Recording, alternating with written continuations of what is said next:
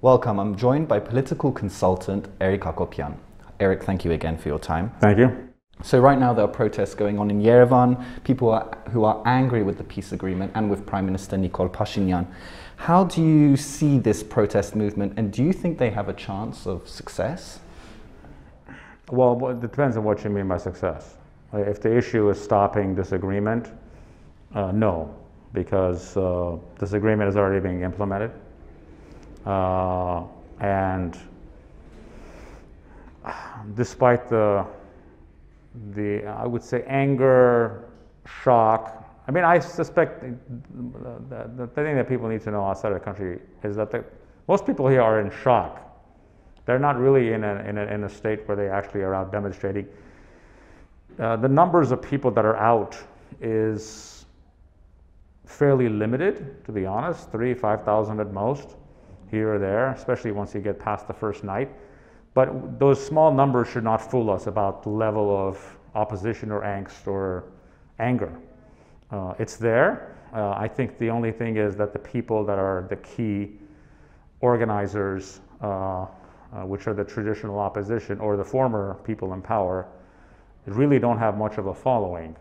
So I don't see this as something that's going to stop the agreement, because the agreement was forced upon us by much larger powers, and once the Russians are already in the ground, I don't see how you stop the implementation of this.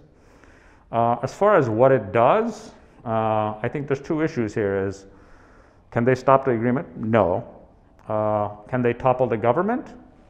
Possibly. That really depends on how things work out.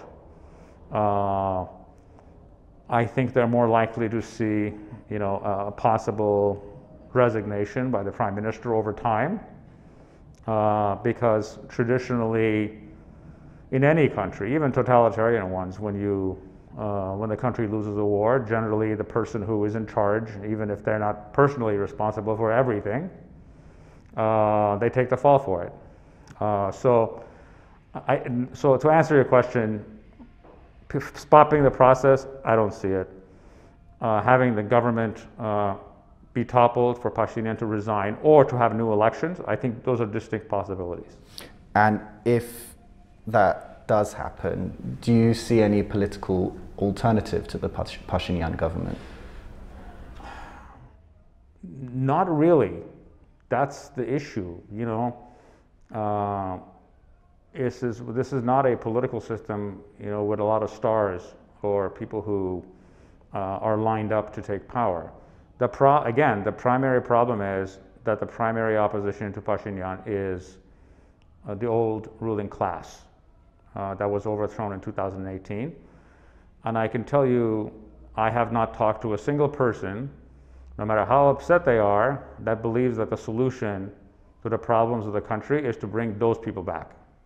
I think there's almost clear consensus that, yes, Nikol is not what he was, not what he, as popular as he was, or he's going to take a tremendous fall in his popularity, because he signed an agreement that no Armenian leader would ever want to sign. I don't care who you were.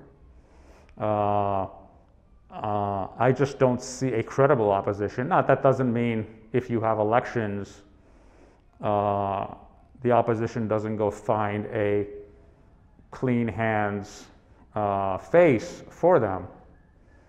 For example, throwing a name out there, and it's someone like Vardan or someone like that who's got some level of, people know him. I'm just using him as an example, I'm not starting a rumor. I can see them getting behind a third party person who is not them as their front. But if you have an election today with the current government versus the remnants of the old regime, the current government wins. They won't win by anywhere near the margins that they did before. You probably would have to have a coalition government. And I can see the opposition entering parliament again. I don't see a scenario of them winning, because nobody wants them back among average people. And how would you assess Pashinyan's post-war actions and reactions? I think there's the Pashinyan of today and then the Pashinyan of the last 2 days. I think the Pashinyan of the last 2 days handled the situation poorly, in the sense that he needed to be upfront. You know, this thing comes down Monday morning at 1 a.m. Everyone's up in the country anyway.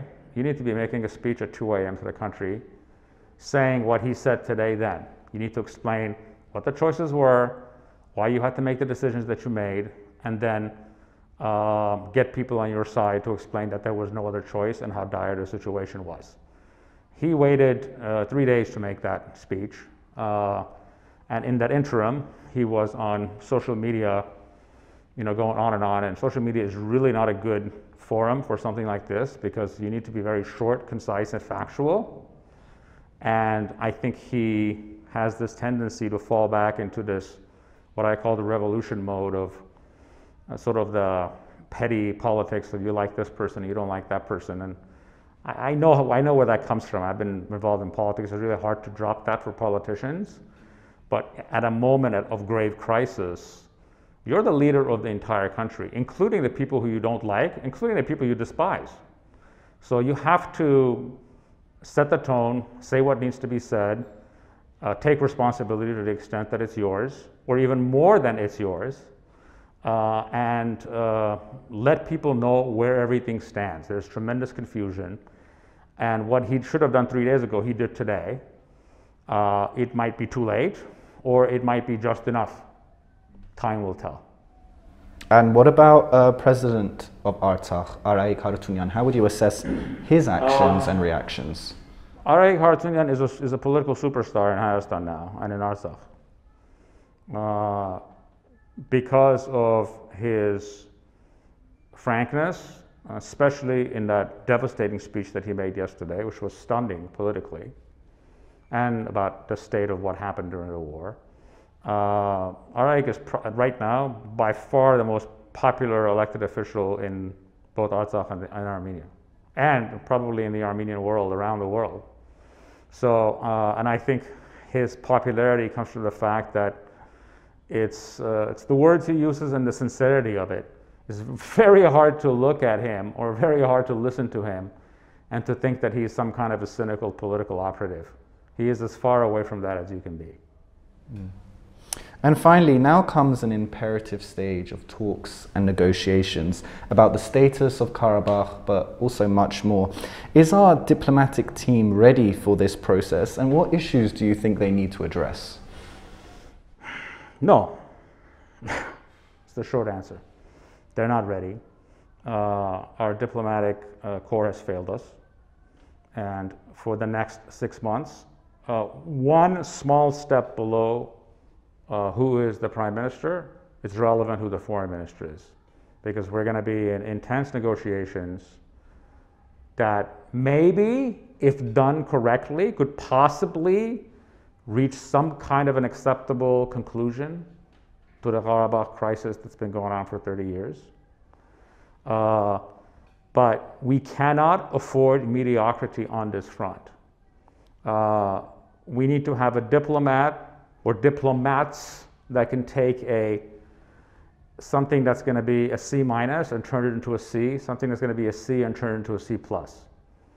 Someone that can, because we're holding very few cards and we cannot afford mediocrity, and we need to be opportunistic about the way we approach these things, because what was signed on Sunday night, Monday morning, was the worst thing you could sign.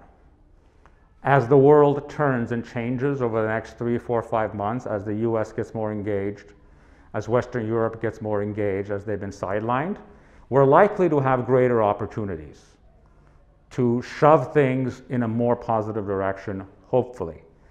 But we cannot afford mediocrity there.